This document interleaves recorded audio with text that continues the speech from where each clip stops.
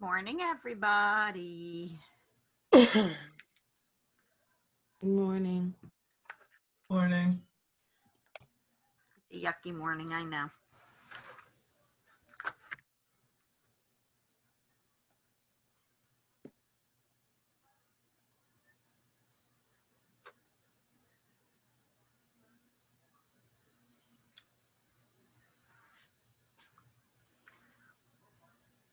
Amanda, you feeling better? Yeah, I'm good. How did you feel after the accident? Was it like your neck, your back, your what? Yeah, it was my neck and like my whole lower back and everything. And like my legs felt tingling after a while. Ugh, that was bad. Yeah, it was actually very bad. What happened? Like what happened with it?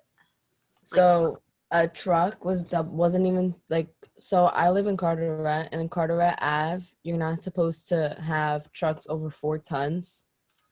And an 18-wheeler carrying a container was there. So he took at least half the street. So when I was trying, because I saw him, but he was just stopped. So it looked like he was stopped at the light. Right? So when I was trying to go, the light was green. So I was trying to pass around him because then he put his hazards on. So I was trying to pass around him and another car wasn't letting me go. So then I crashed into him. Oy, oy, oy. Yeah. Did he get at fault? So we both don't know because the police report still hasn't come back, but apparently he's gonna get a fine. I think it's a $10,000 fine and like a ticket. Yeah. Is he going to pay for your damages though? I mean, that car does Um, not look drivable. no, it's totaled. I have no car.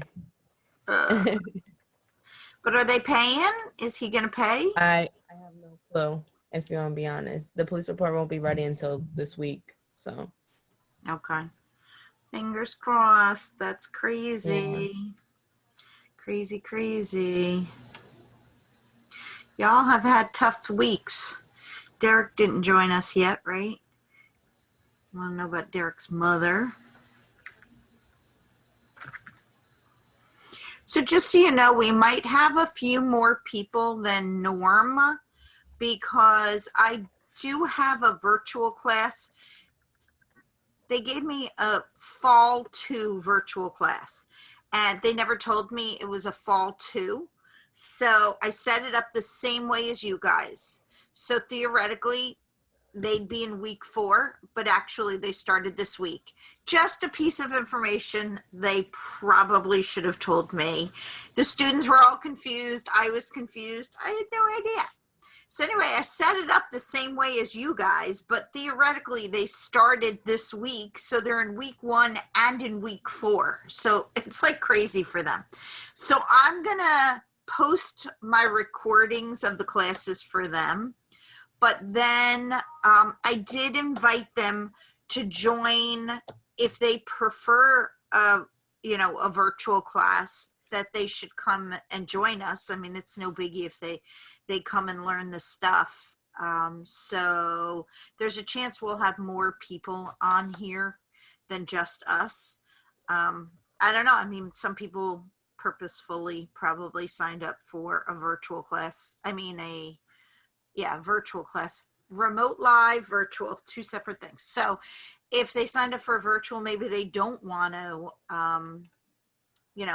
be part of the classroom. But then there's some people that probably got locked out and wanted to. So I don't care.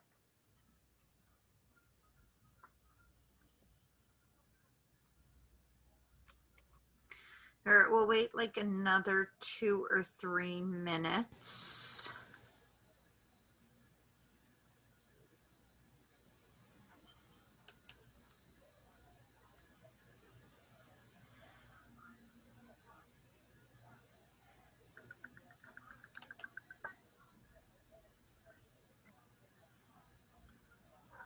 Just as people join. We got 27 now. Oh, and a cat is joining us. All right, you cannot sit here. That's Fluff. That's Fluffernutter. Say hi. Hi. And away. All right, we're up to 27.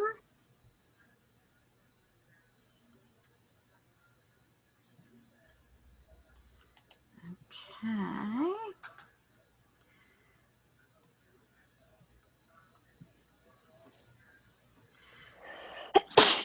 Bless you.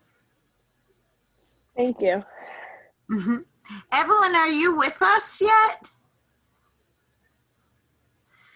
You're joining.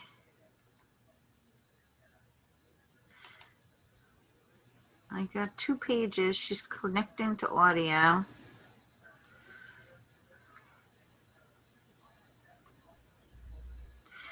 They're connecting to audio. They're not connected yet.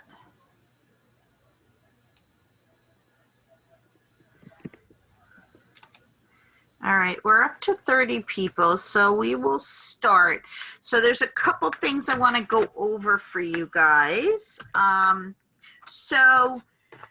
Actually, we owe a thank you to Taylor, because Taylor brought up to me that she can't go back and see the chapters. And I thought that was kind of weird that you couldn't see the chapters, because the way that the blueprint was set up for this class was that the chapter ends and you move on to the next one. But when I was thinking about a cumulative final, you should have access to the chapters if you're going to be studying for a cumulative final. So that didn't really make sense. So what I'm doing, I started doing it for the first couple weeks, but then I had to jump on here, is I am going to change the chapters to be available right through the whole semester, because you might need to go back and look at stuff that it just didn't make sense to me. And Taylor, thank you for bringing it up, because I was like, You're welcome. Yeah, it didn't make sense. Why? What if there was a concept that you needed in chapter 8 that referred back to chapter 2? You know, for you not to be able to see the chapters makes no sense. So I started doing it, but by the time we get off today, I'll go back in and I'll finish it. You'll have all the chapters available to you till the end of the semester. Some of the things they wanted me to tell you is that when you sign in your info box now, you'll have something called the Real College Survey. They want you to take the Real College Survey because it talks about your experience being a virtual learner. And I guess you're entered in to win $100 something. So why not, right? Academic performance reports are due this Friday. So hopefully you're doing okay and you won't get an academic performance report from me. All right. A couple of things. I mentioned that the virtual class that I have invited to this class period. I don't see a lot of new faces or new names on here, so the majority of this are you. There might be 1 or 2, but I have invited my virtual class because they're missing out on the learning piece. I'm trying to figure out how to get my recorded Zooms onto the syllabus. I have to You load can them. access them on your Zoom, like when you go on the I Zoom. know, but I can't copy them because obviously I didn't record them to a cloud. I recorded them to my computer, and you don't have access to my computer. So what I have to do is I have to download them to YouTube. Professor? Yeah. I don't know if this is helpful, but my English teacher is really, really, really good at this. And I know she's helped other professor. It's Professor Winchester. She might be able to help you. I don't know. Okay, thank you. I will check. No problem. They told Because she mentioned that she helped other professors with the Zoom, so, and she posts all her Zoom meetings. You know what? I think it's all got to do with how you set it up. So nobody told me I should put it on the cloud. I didn't realize it's going to my C drive on my computer, which you don't have access to. So if you click on it, you're not getting anything. So what I'm going to do is, if I have to change all my Zoom links, I'm not doing it. I'll just do it through YouTube. I've been told that I have to download them to YouTube and then I'll post a YouTube link, which is not the end of the world. That's fine. And I don't want to change the Zoom link because it's too damn easy, you know, to just click on it. I'm not doing that to you guys. So I will get them on eventually. So that's that. What else? Oh, really important. Do not miss next Tuesday. You guys have a 3-part research report that is due the last week of school. And your first part is finding research articles. Now we're going to go over research articles today, but next Tuesday, the MCC librarian is joining us and teaching you how to find the articles. Now, in the normal world, we would all be leaving our classroom and going to the library and doing it there. That's what we've done for the last 3 semesters. But now that we're living in the COVID world, we're doing it all virtually, and the librarian is going to come to this Zoom and teach you how to do it. So if you don't attend, you might not know how to pick the articles and to find the correct type and stuff. So this will be the first time next week when we discuss your actual project. I don't want to tell you about the whole project because it stresses people out.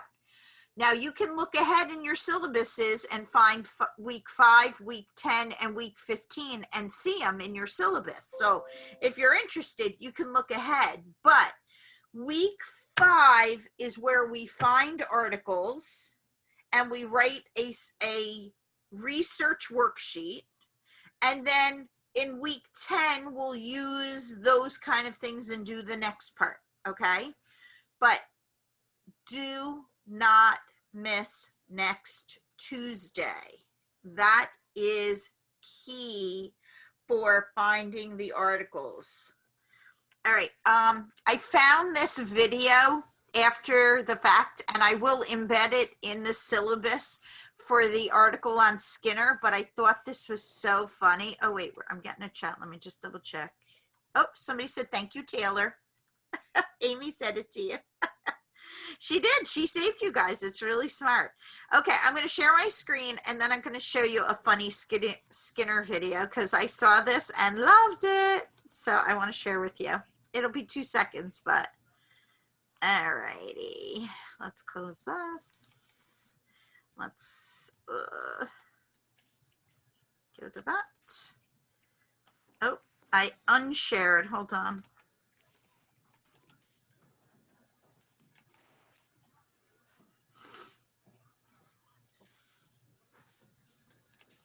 There we go. All right. Did you see this one about Skinner? Watch this.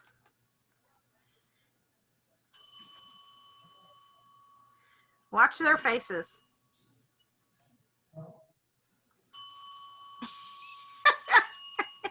Look at that.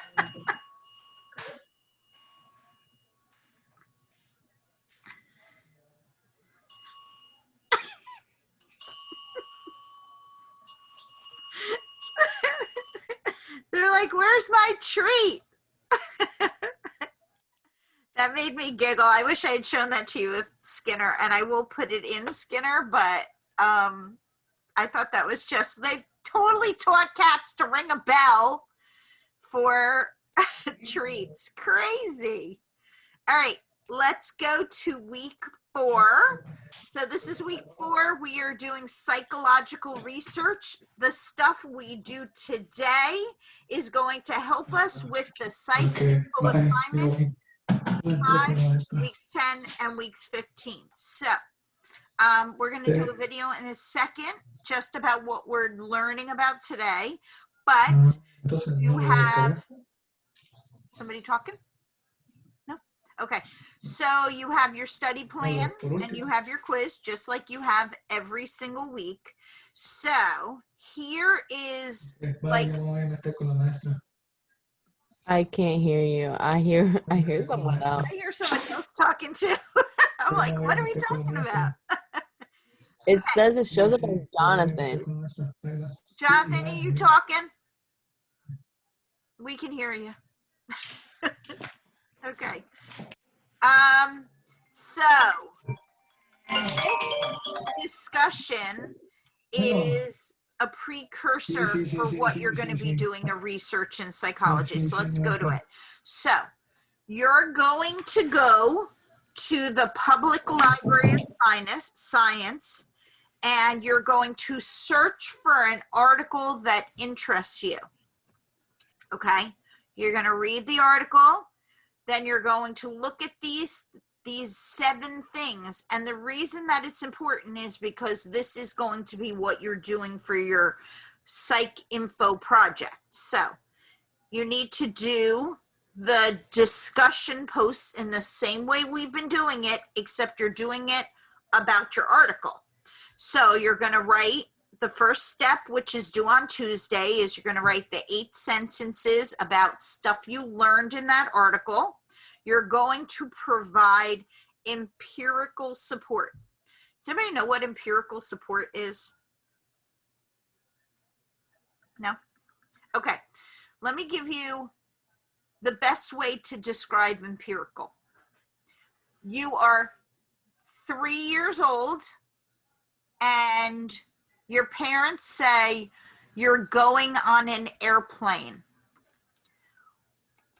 How big is an airplane? You're 3 years old. How big is an airplane? And you've never been on an airplane before. How big is an airplane? I can't see you all, so you have to speak it. How big's an airplane? You're 3 years old and have never been on an airplane. How big? Humongous. Humongous? Really? So you have seen an airplane from the ground to the sky. How big's an airplane? This big. Oh, I thought you meant on like land. I didn't know you meant, No, it's on land, but you have never been around an airplane before because you're 3 years old and you've never been on an airplane. So the only airplane you know is from when you look in the sky and you say, ooh, that's an airplane. Or you're playing with your little toys and you have a little airplane. So you're 3 years old and the only thing that you know is that an airplane is this big because that's how big it looks in the sky, right? So empirical evidence is you only know what you know. You're not expected to know anything else. It's based on your life experiences. So if you are 3 years old and you've been on an airplane and somebody asks you how big an airplane is, you're going to say it's so huge because to a 3-year-old, even to us, it's so huge. But if you've never been, then you would only know what you know, what's in the sky or what you've actually seen. So you're not expected to understand things that you haven't been taught. That's empirical. So when it says provide empirical support, it's what stuff you learned from this article because you wouldn't know it any other way. That's empirical evidence. Okay, so step 1 is to write your 8 sentences. Step 2 is to comment on 2 other people's posts in 5 sentences, value adding, not like, oh, I agree or good job. And then step 3 is respond to someone's comments on your original post. Now, if nobody writes on your post, you should still respond on your post or you're not going to get full credit. This is where a lot of you lost points on our last discussion. You're not doing step 3. You have to do all 3 steps to get full value for this discussion post. Does anybody have any questions about this? Speak now. Can you just like explain it step 1 again? I'm sorry. Sure. So step one, you're finding the article. What's on your screen right now is you're going to this link for the Public Library of Science. You're picking out an article that interests you, anything that interests you. Step one is to write 8 sentences that are about the article and things you learn. That's empirical support, things that you learned. Step two, just like all the other discussions we did, were to comment on 2 other classmates' posts. So for step one is Tuesday, step 2 is Thursday, and then by Saturday, don't forget step 3 to respond to your original post. That's where you guys are losing the points. Questions? No? Okay. So let's go back. I'm going to show you a quick video on what we're going to dive into today. So this is a quick overview of research.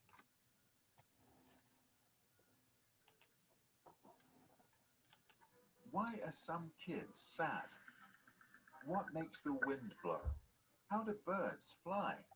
Our world is full of curious phenomena.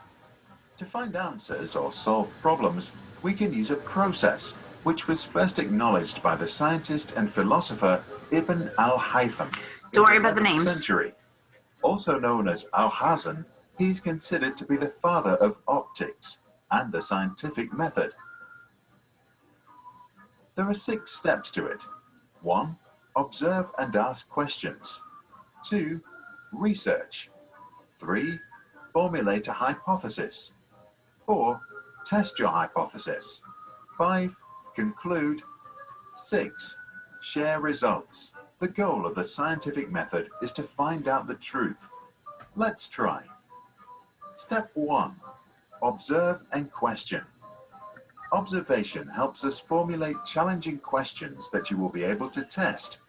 A good question converts the natural sense of wonder into a focused line of investigation. When is the best time to drive to school?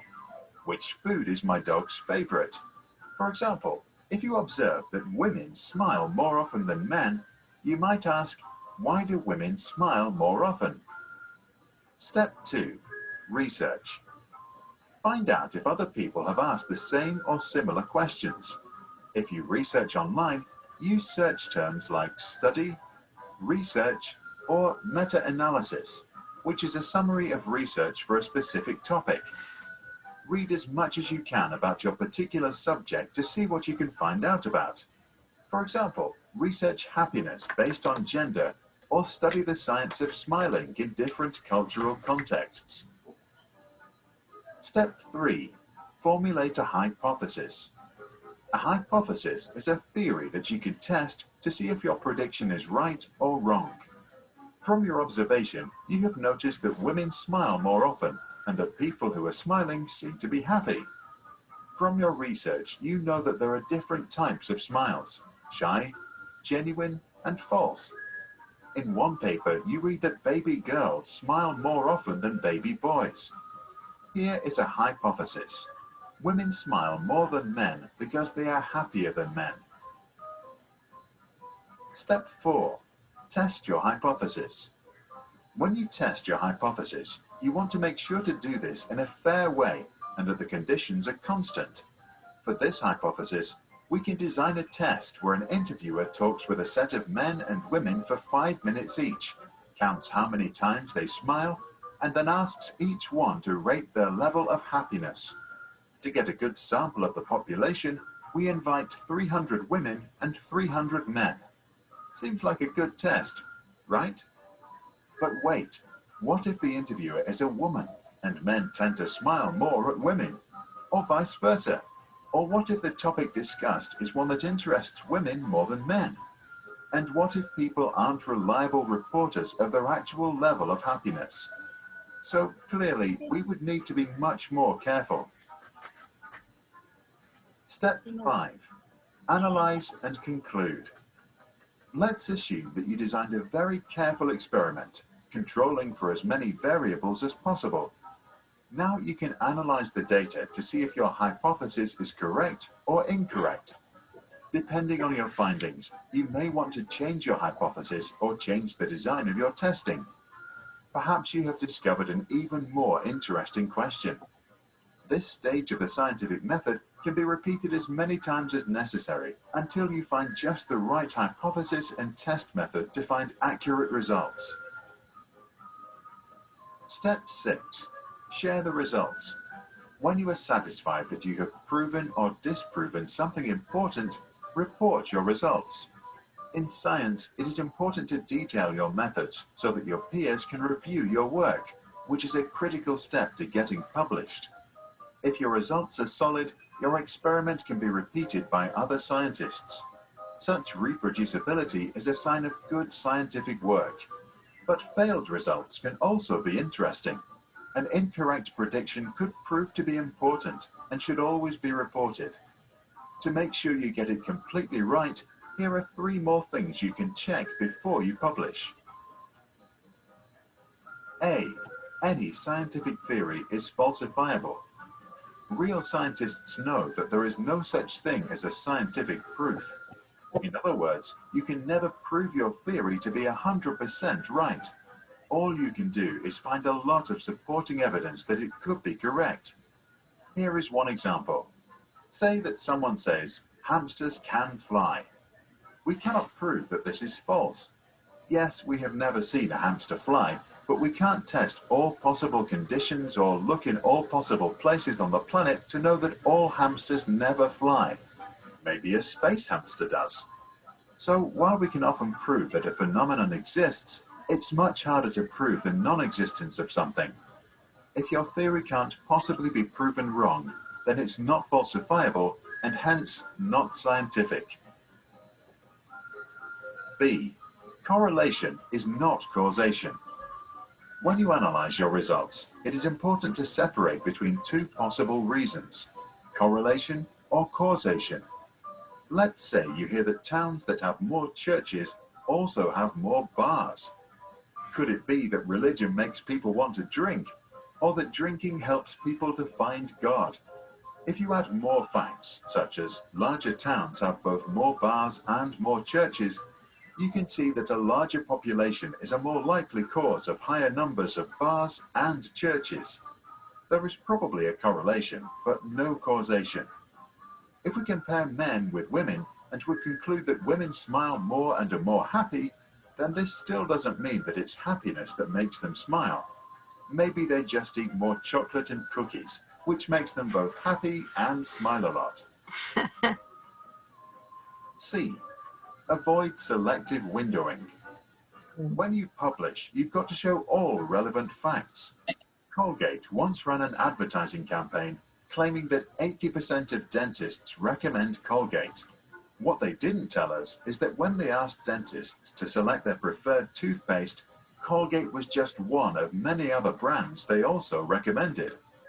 Colgate was later sued and forced to take down their misleading ads. The purpose of science is always to find out the truth and nothing but the truth. To use science to mislead us is wrong and terrible business practice. Let's do a last example together. I have 2 coins. One is bigger. Why? The small coin says 1 cent, the bigger one says 5. Aha! Small coins are worth less money. Bigger coins are worth more money. I pull some more coins from my pocket. 2 more pennies, 1 more nickel, and a $0.25, which is 25 cents. Great, my hypothesis seems true. But wait, is the quarter worth more because it is bigger? So is that a correlation or a causation? My sample size is pretty small. I don't think I am ready to report my results. Can you help out? Please apply the scientific method to study your local currency. Maybe you have a hypothesis that we can test until we get solid, repeatable results to report. Please publish your findings in the comments below.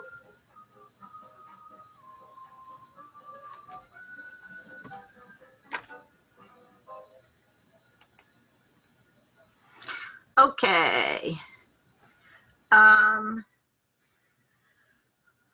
Somebody's writing, it is all due on October 6th. Jessica, what are you referring to?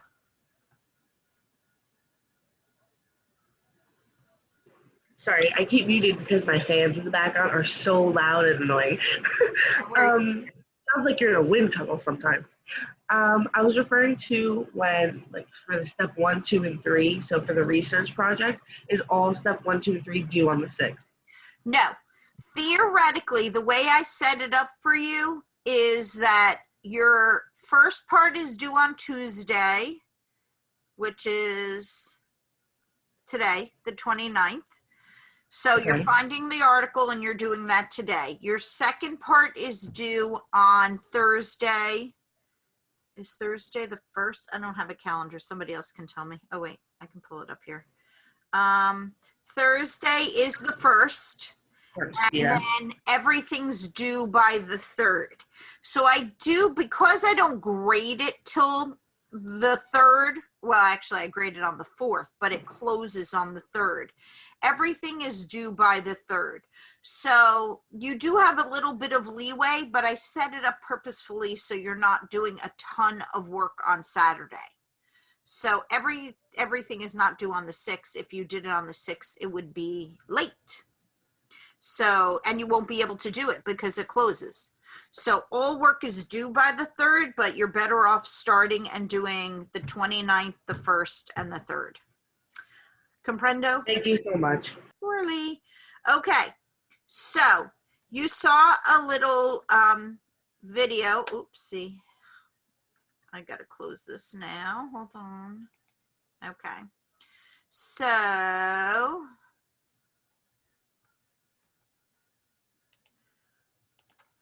let's talk about psychological research. This is a bit of a heavier chapter because it gets, for lack of a better word, scientific. So they kept talking about the scientific method in that video, and your chapter will talk about it too. The scientific method is the process used to conduct research. The process to conduct research data to test a hypothesis. What's a hypothesis? An educated guess. Say a little bit louder. An educated guess. Yep, an educated test, a testable prediction. So everything starts with a hypothesis. So our best way to prove or disprove is with an experiment. We can't always use an experiment. Can I do an experiment on learning disabilities in children whose mothers used cocaine during pregnancy? Can I set up that experiment? No. Why?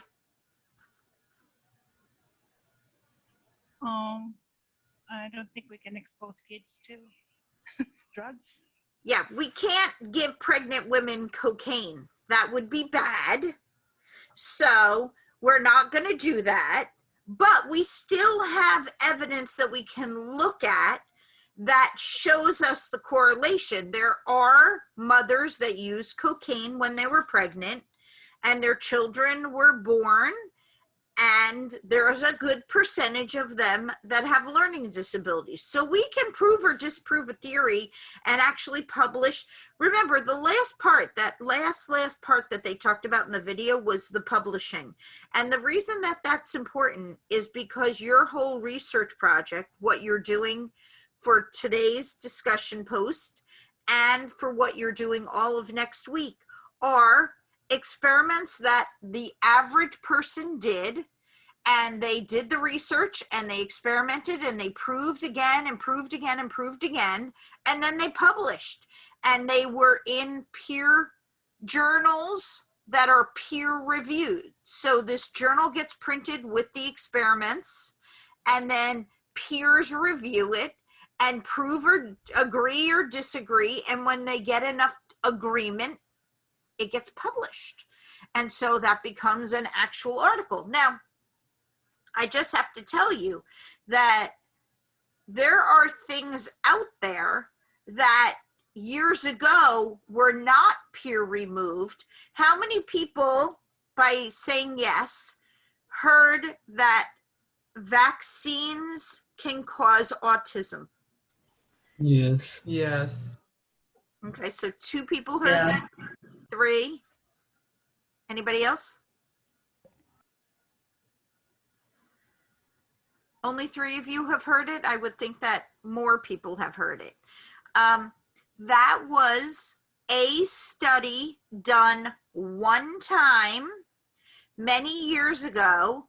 Somebody proved that vaccine caused autism to be prevalent. And I know people. I have a friend who swears that her son was completely average before getting vaccines and now has autism. She 100% agrees with it.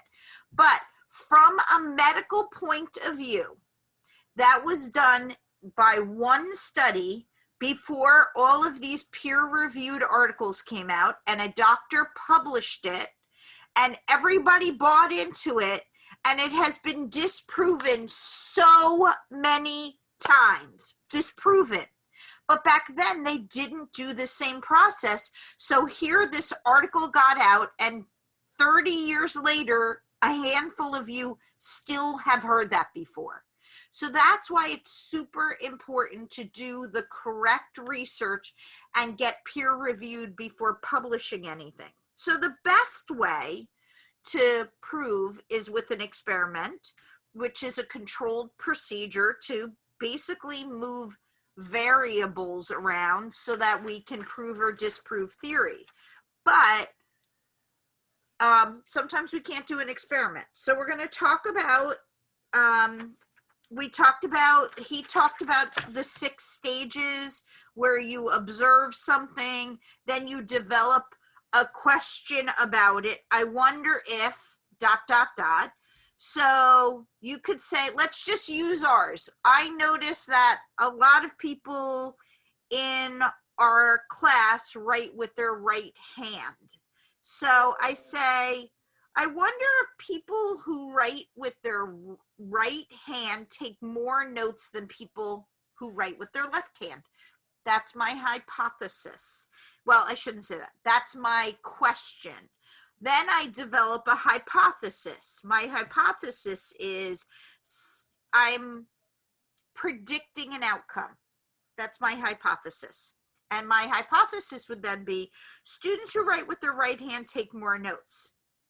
Is it based on a theory? Is it based on an educated guess? It's not really based on something, but then I started to think about the spine of the notebook. So if the spine of the notebook might actually inhibit people, most of the time we write on the front page, right? And the spine's to the left of the notebook.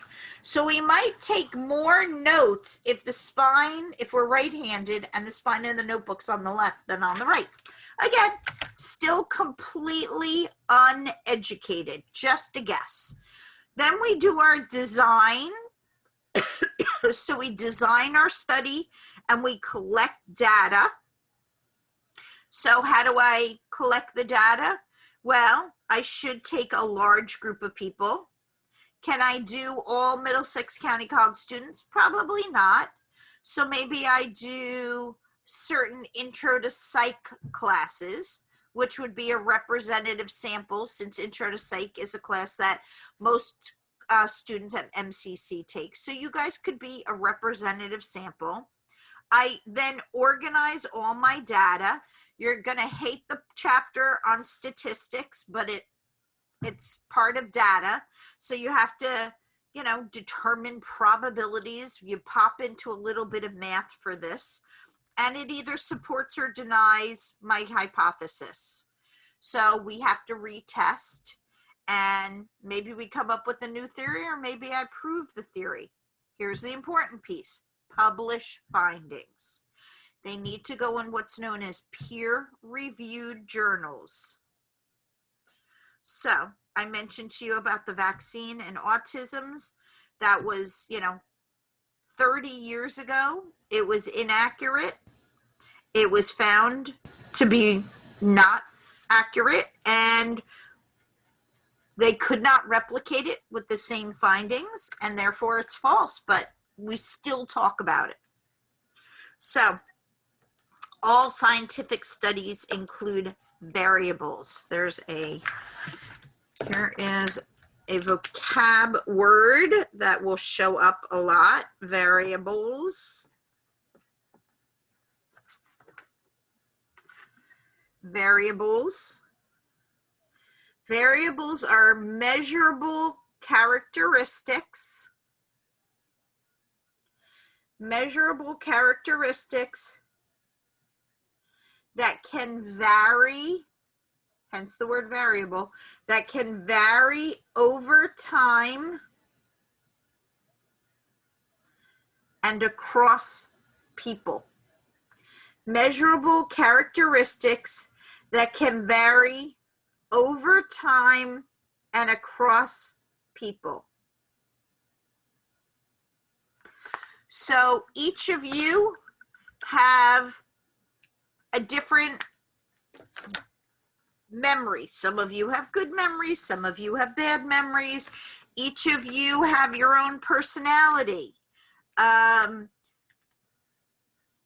If I did a study on siblings, this class would be very diverse in that variable, because some of you have no brothers and sisters, some of you have a lot, some have twins. Those are all things that are variables in studying something. So we take that into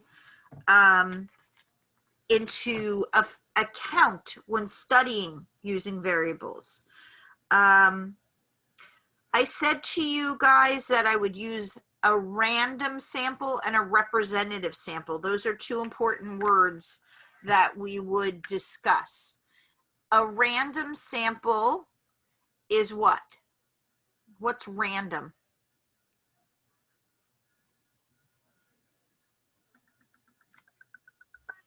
If I say a random sample to do an experiment, what's random?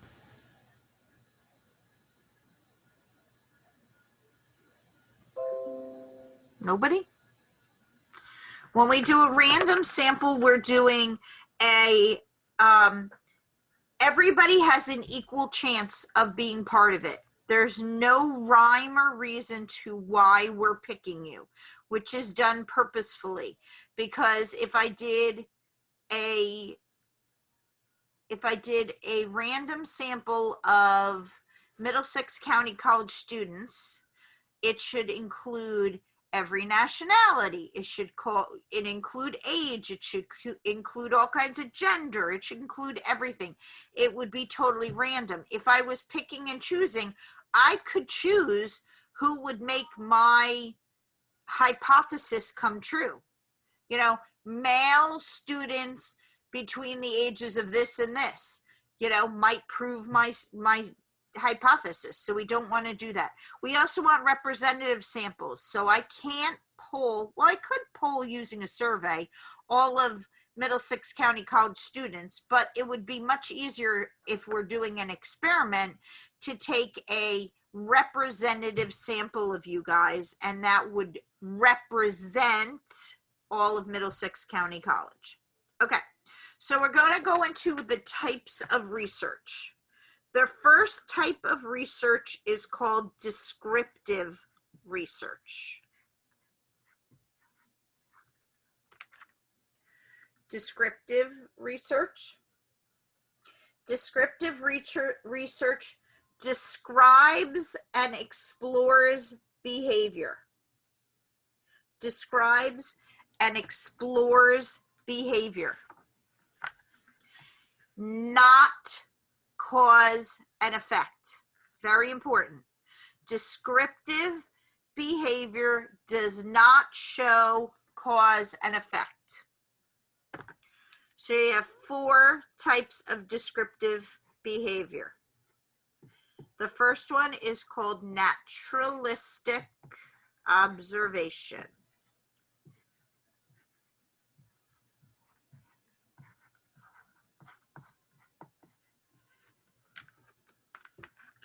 First type of descriptive research, naturalistic observation.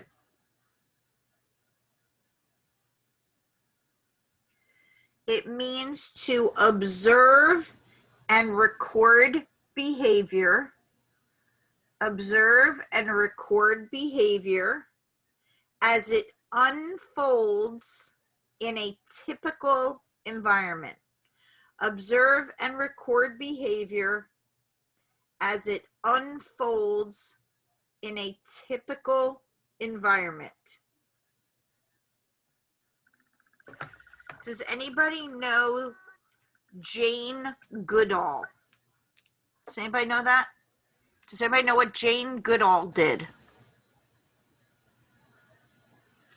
There's a movie about her life called Gorillas in the Mist. Who knows what Jane Goodall did? Nobody? Okay. Jane Goodall was a scientist who studied animals, and she particularly studied gorillas and apes in their natural environment.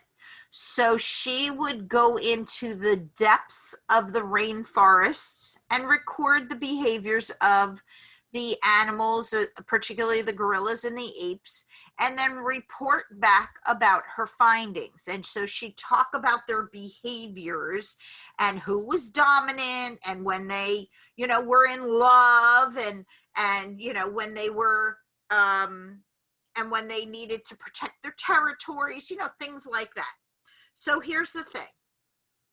Jane Goodall was a lily white woman. She was whiter than white with gray white hair, and she'd take a boat and canoe in to the rainforest, and she'd be standing in the rainforest with her notebook, taking notes on how the gorillas acted. Now, do you think that the gorillas are going to act the same exact way with this white woman with a notebook standing in the middle of the forest? No. Definitely not. So that is called the observer effect. The observer effect is when there is an awareness in behavior. There's an awareness of being observed, so you have this change in behavior. This woman was standing in the middle of gorillas. Their behavior is going to change. They see her. They're not going to act 100% in the same way as, when they studied bullying on a playground. If there's an adult watching the bullying on the playground, are the bullies going to act the same way? No, because they know they're being observed. So that observer effect changes behavior. So how do we get around observer effect? What do we do? Because we study bullying on the playground, and we study gorillas in their natural habitat today, but we do it differently. We don't stand there in the middle of the forest with a notebook. What do? You blend in. How do you blend in? We need to observe them. How do we blend in? Camera. Through the camera. What'd you say, Evelyn? Say it again. Through the camera. Yes, hidden cameras. Hidden cameras are used all the time to watch behavior because they're not aware that they're being observed. Good job. So when we're talking about gorillas in the mist, there's cameras that are put up in rainforests, and we can watch the gorilla activity. We can see bullying on the playground with hidden cameras because bullies are not going to act the same if they think they're being observed. So we use hidden cameras to do that. The other thing that cameras are really good about is being able to show multiple people. When Jane Goodall went into the forest, she saw these apes, and she came back and said, well, when I saw this ape, he went like this when he saw me, and that meant he was happy to see me. Now, do you know that if apes go like this, that means they're happy to see you? We don't know. So that was what was known as Jane Goodall's observer bias. She had this bias about what she saw, and it met her expectation. This way, if you have a hidden camera, many researchers can look at what the ape is doing and make a determination. Or many people can view this bullying and not take it just on one person's bias. So observer bias is taken away with the camera, as well as observer effect. So hidden cameras really help us with descriptive research, especially naturalistic observation. Our second type of descriptive research is a case study. Case study. Case study. This is the oldest research method. How many people are in a case study? About. How many people? Nicholas, how many? Is it one? It is one. It is one person. A case study is studying one person over time. One person. It is our oldest research method. And when we do a case study, we study everything about that person. So we observe, we mesh ourselves in their lives. Again, this is not why things happen. All we're doing is writing down what we observe. There is no proof. Well, I shouldn't say that. There's proof, but no reason why. There's just proof of behavior. So that's a case study, one person over time. Your next descriptive method, I had mentioned it at one point, is the survey. The survey.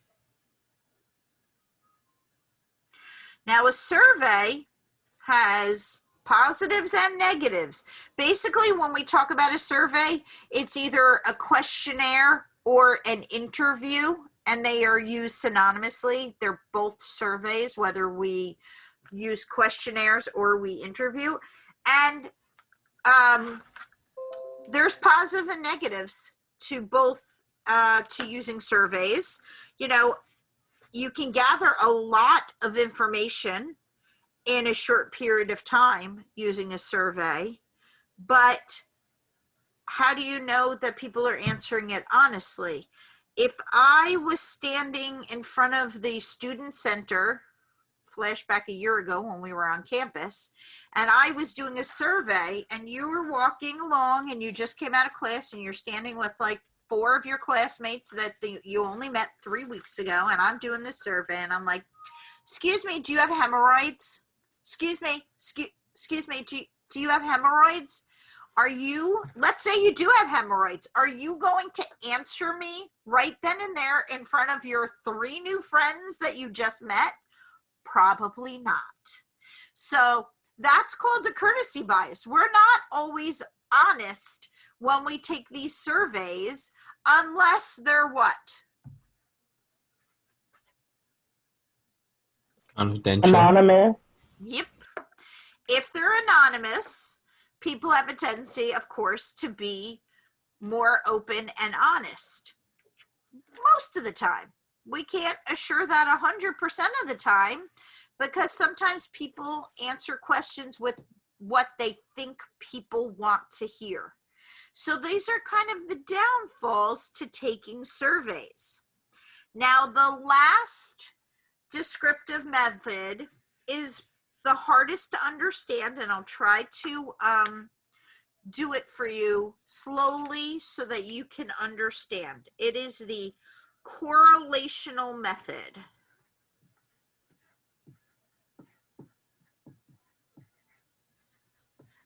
It's the correlational method.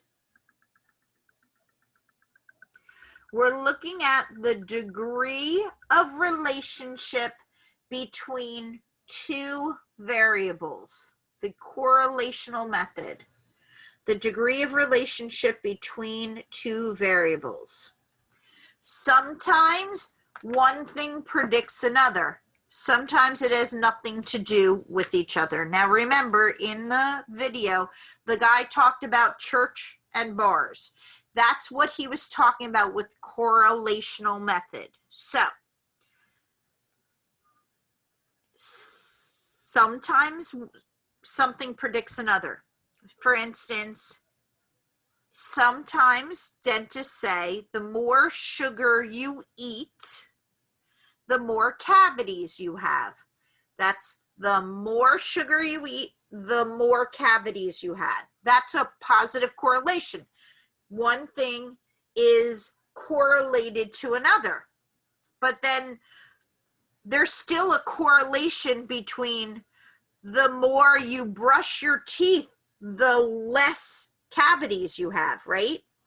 The more you brush your teeth, the less cavities you have. That's still correlational because there is a relationship between brushing your teeth and having cavities, right? But sometimes, like in this video, what the guy mentioned about the church and bars, there could be zero correlation. So for instance, I say to you, and this is a true fact, at a time when more ice cream is sold, there's more crime. Tell me why there is a correlation between ice cream and crime. Why do you think? Because more crimes happen in the summer and also ice cream sales happen in the summer. Exactly. Ding, ding, ding. Yay, Nicholas. Good job. So exactly right. So there's a correlation between ice cream and crime. There's no causation. Ice cream doesn't cause crime. We'd all be guilty. But it is a correlation. So that's why when he talked in the video about correlation and causation being two separate things, there's not causation in that experience. There's just a correlation between ice cream and crime. So there's people say, why wouldn't you set up an experiment? An experiment seems to be the only thing that causes causation. But sometimes we just can't set up an experiment, like we talked about cocaine. Now, sometimes there's a fake correlation. How many people have heard that, oh, it's a full moon tonight, the crazies are going to be out? You guys heard that one? Yes. There's no correlation between a full moon and people's mental health. There's not. That's a correlation that was made up, and it's actually called an illusory correlation when there's nothing, but you've heard it. People have talked about it. So there's no correlation between that. The most effective way of proving or disproving something is an experiment. An experiment proves cause and effect. An experiment is a formal trial to confirm or deny your hypothesis. It's a formal trial done to confirm or deny a hypothesis. Now, we're going to break down the parts of an experiment, and this is where it gets a little technical, but stay with me. I'm going to give you the vocabulary first, and then we'll put it into play. So the first word is your subjects. Your subjects are the people that are in the experiment, right? Or it could be a group of people that are in the experiment. But any which way, they're picked by random assignment. They are just chosen randomly, and that's the best way to do an experiment is random assignment. You should not be choosing your subjects. You have two types of variable. You have an independent variable and a dependent variable.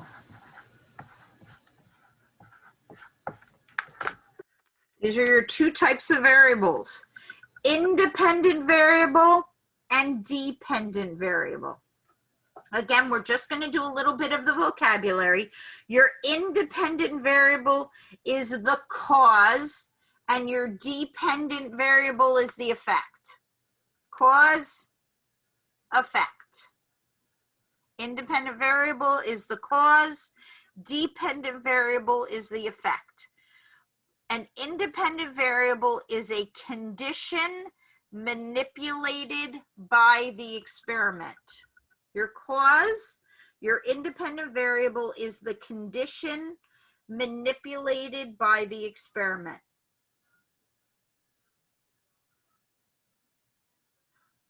Your dependent variable, or the effect, is measuring the result. Measuring the result, the effect.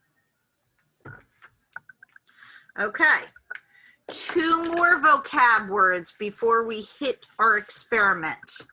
You have two groups of people. You have an experimental group. I spelled it wrong. Hold on.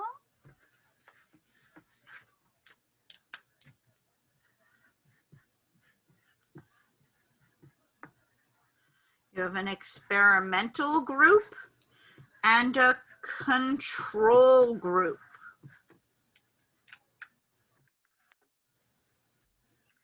Experimental group and a control group. Your experimental group are subjects exposed to the independent variable. Subjects exposed to the independent variable. Your control group are exposed to everything except the independent variable.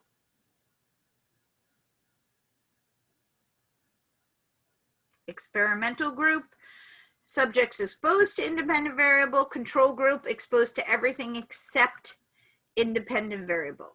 Okay, I gave you some vocab. Let's put it into play to help you understand. So my hypothesis is drinking warm milk makes you fall asleep faster. Drinking warm milk makes you fall asleep faster. That is my hypothesis. I have my subjects, I have my groups. The independent variable, what is the cause? What is the condition manipulated by the experiment? Who can tell me what my independent variable is? The warm milk. Correct. Warm milk is my independent variable. Good job, Roman. What is my dependent variable? What am I measuring? The sleepiness of the subjects. Yep, the falling asleep, the time it takes to fall asleep. Very good, Darnisha. Okay, my experimental group is getting what?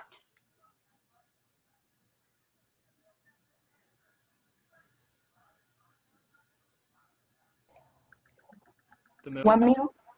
Warm milk, exactly. My experimental group is exposed to the independent variable, so they are getting warm milk. And is my control group getting warm milk? No. Nope. So they are going to be in the same exact setting, and they're not getting warm milk. And then what am I measuring? The difference in sleepiness between the both. Yep, the time that each group takes to fall asleep. That's what I'm measuring. That's our experiment. Now, there's a couple problems with my experiment. The first thing is what's known as an extraneous variable. What if somebody in my group is allergic to milk? What happens when you're allergic to milk? On a minimum, what? Isn't that being lactose intolerant? So it is lactose intolerant, but what did somebody else say? Your stomach starts to hurt. Yeah. So at the minimum, stomach upset, which, are you going to fall asleep if your stomach's really bad? Probably not, right? It's going to affect your results, wouldn't you say? And if you're really allergic to milk, you might go into anaphylactic shock and not be able to breathe. Are you falling asleep? No. So these extraneous variables need to be discussed when doing it. Let's say we're doing it in the classroom and I'm doing this study on you guys and I've split the classroom half and you guys have warm milk and the other half don't. And they decide to do construction right outside the window. They start to jackhammer the sidewalk. Are my results going to be skewed? 100%. They're going to be skewed because of this variable that I didn't take into account. So I can't really do that experiment with all these variables that don't work. So there's also biases involved. So we're doing this experiment in this classroom and half of you have warm milk and half of you don't. I can see it with my own eyes, right? Who has warm milk, who doesn't? So is there an expectation for belief? If the belief is that warm milk makes you fall asleep, don't I have an expectation and then don't you have an expectation? Yes or no? Yes. Absolutely. We have what's known as a self-fulfilling prophecy, and that's a bias. So we want to take all biases out. So I'm going to change our experiment to taking a sleeping pill makes you fall asleep faster, just because it's a little bit easier to get rid of our biases. Am I splitting the classroom down the half and giving half the classroom a sleeping pill and half the class not, and being able to say that there's no bias involved? Am I doing that? How do I get away from bias? Tell me how. By randomly selecting the students. Okay, so there's a random selection. Do I know who they are? No. I shouldn't. I shouldn't know. So I should be blind to which students are taking sleeping pills. But you guys would know, right? Because you would see who's taking a pill. So how do I get around that? How would I get around being aware that half the class is taking a pill? All right, let's put up the word and then you tell me.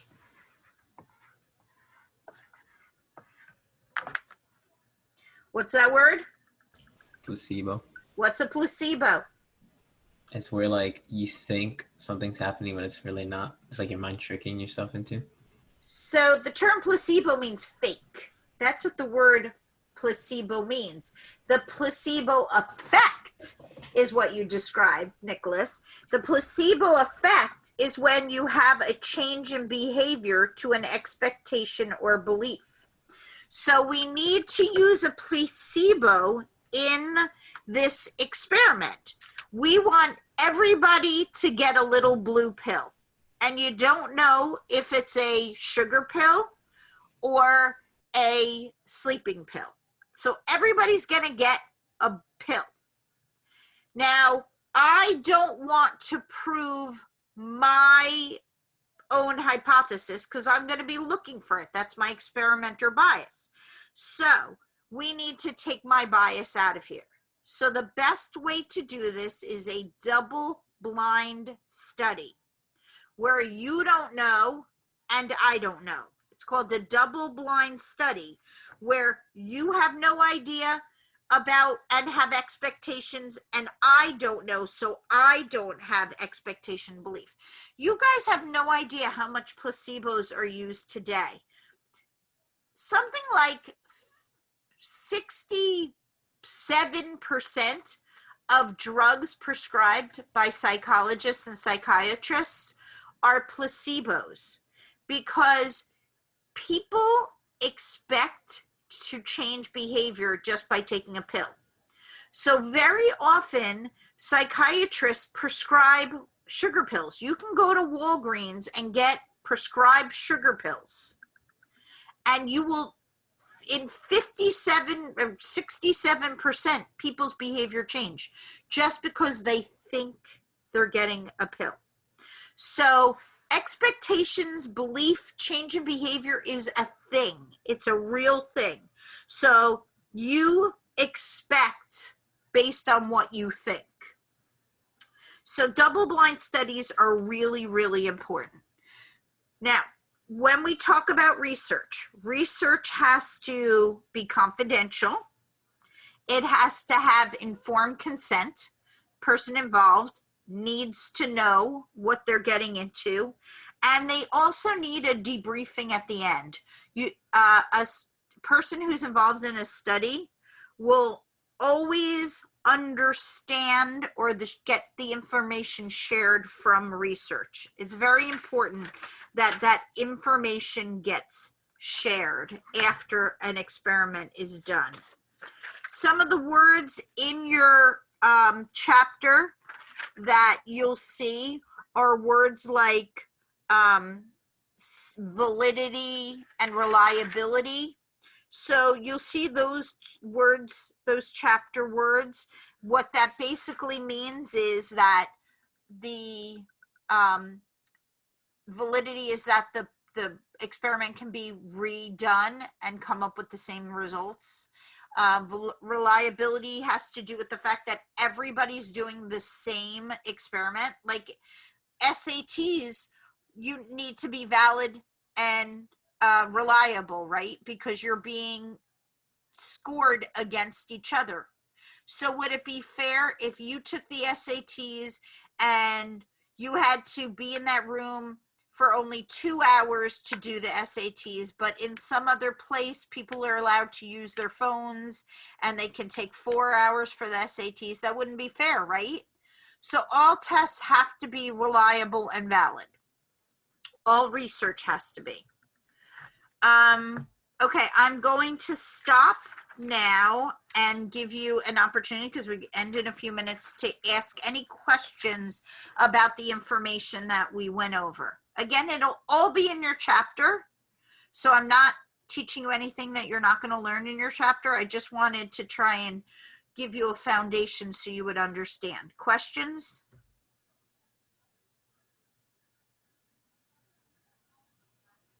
Nobody? All righty then. So you guys have your chapter and your quiz, your study plan, your quiz, and then you have a discussion board based on finding an article. This practice of finding the article is going to be great practice for next week when you start part 1 of your research project. Do not miss Tuesday. Do not miss Tuesday. Do not miss Tuesday. Do not miss Tuesday. I can't say it enough. The librarian will be with us. The librarian will teach you how to find an article. I should say, the librarian will teach you how to find a good article. Now, we can all find articles, but she's going to help you find the correct type of article for your discussion, for your research project. I'm sorry, not your discussion, your research project. There are a billion articles out there. You do not want the wrong kind of article, because you have to build on it with other parts of this research process. So you want her guidance in finding the correct article. If we got nothing else, have a good week. Bye. Thank you, Professor. Bye. Have a good one, Professor. Have a good week. Bye, Professor. Evelyn, are you back in the class? Were you able to get back in? Yes. Last night, I found out last night. Okay, so I've got to open up and I'm, Joe. I'm, I'm missing like two because remember the like I came late anyway, so the second week it was talking about conditional like a learning process, so I missed that. I need to like open up chapter 2 for you. I've got to look and see. I will open it up for just this week. So in other words, you have to get it done by Saturday. Okay. So this is chapter 2 is the learning process. The method, like a condition on condition. Wait, classical. week 2 was learning, but I thought you were in there. Yeah, but when I remember that I was doing the introduction and trying to go to the student introduction to comment. So when I sent my introduction, and I think you can see that I was I did thought comment. I graded you. I thought I already graded you on that. Yeah, but the and I did like a like a quiz, like it was question, different psychology talking about learning and okay. But it says that you only grade like I think my introduction, because it says only 10 points out of 10, but no like the 40, it say I didn't submit. So I was like, I don't know. All right, I'll look into learning, and then you missed all of week 3, correct? So week 3 is about memory, right? Correct. Yeah, memory, and also week 2. Week 2 is about learning. You did some of week 2. I know you did. I remember reading it. Because I believe like I did it the first week on the second week, like because I came on second week, I did, like about the introduction and everything, I submit that. And I try to comment in different student, introduction. Okay. And I comment on mine also. I comment on mine because you told me nobody gonna see you, or like because I was late. Okay, let me see let me look and see what I have in there, and I'll come back to you. Joe, I see you stayed on. I was confused by your email today, big time. Joe? You coming on? I guess not. Okay. Evelyn, I'm going to look through. I'm definitely going to open up week 3 for you because I know you missed all of week 3. So I'll give you a week on week 3 to catch up on the assignment and the study plan and the quiz on 3. And then I'll look at week 2. So week 2, I'm going to start today. Week 2 is I going to thought be you open. did. I think you did week 2, but whatever. Let me go in and look, see. Because week 2 was about learning, conditioning. Yes. You don't think when you did it? I remember that I sent an email that when I tried to do, I was working, I submit part of week 2. I mean, week the first week 1, and then when I tried to start with the learning process, it just locked me out. So that's why I was like, and I've Okay. been saying, all right, I'll open up week 2 and week 3 for you. Okay.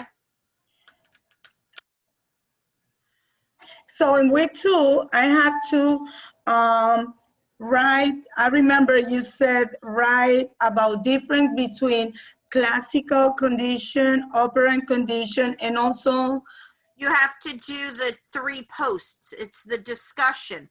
So on week 2, you write your posts, then you write on 2 people's posts, and then you have to write back on your post. So make sure you do all 3 parts. And then week 3, The post- last week, excuse me? The post you say like what I'm gonna write about it, like a difference between operas, classical, and also I was kind of confused about Latin and observation.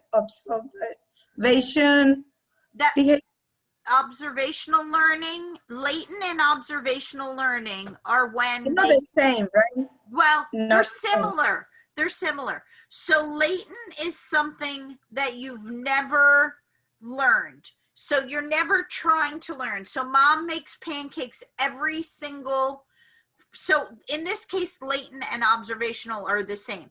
So mom makes pancakes every single Sunday since you were a baby. And so all of a sudden one day mom isn't feeling well, she sprains her ankle. You say, I'm going to try and make pancakes. You actually have never made pancakes before, but because you've observed her do it, you know how to do it, and you never knew you had it. So it was latent, it was buried down, and then all of a sudden you have this know-how. So latent and observational. Latent is something that you never knew you had, and it comes to learning. And observational is when you've observed it, but you've never done it until you had to. So for latent, the way that I explain latent is if you always drove the same way to Middlesex County College, and it was to turn in using the the Woodbridge Avenue entrance. And you got there and that entrance is closed. You would use some sort of cognitive map, which is latent learning, and you'd figure out a way to get into Middlesex County College. You've never done it before, but you'd figure out it. This is latent or this is observation? This is latent. Latent. But okay, it's like a problem solving being involved. Right. But it's learning. It's learning. You're using the cognitive map that you've learned. Observational would be, even we talk about the fact that when you see somebody pulled over for getting a ticket, you have a tendency to slow down because you've observed through learning that if you don't slow down, you'll get a ticket. You may have never gotten a ticket in your life, but because you see that cop, you slow down. That's observational learning. You observe that people who sped got tickets, That's my husband. Speaking out No with the judgment. police. No judgment. All right, so I'm gonna open up weeks 2 and weeks 3 for you because you need them. Weeks. It's gonna be like so I can go to their post and comment. They're not gonna see like I'm coming very late. Yeah, it's okay. It's okay. Joe, you have a question?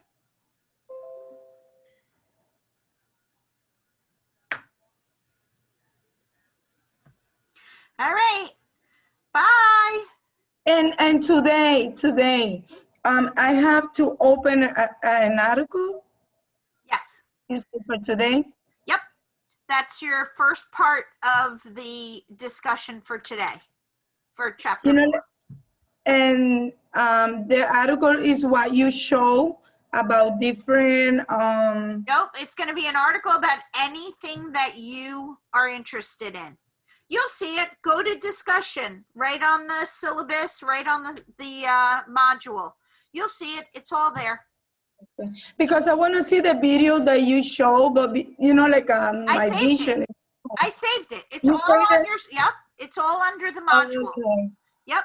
It's all the module. I everything I show you, I save. So then I choose the article and I send it to you. No, you write a discussion post about it. Oh, okay. Okay. It's Okay, all thank you. written there. It's written very easily for you under discussion. Okay. Okay. And the article is there. Like I'm gonna choose anyone. Click on the link.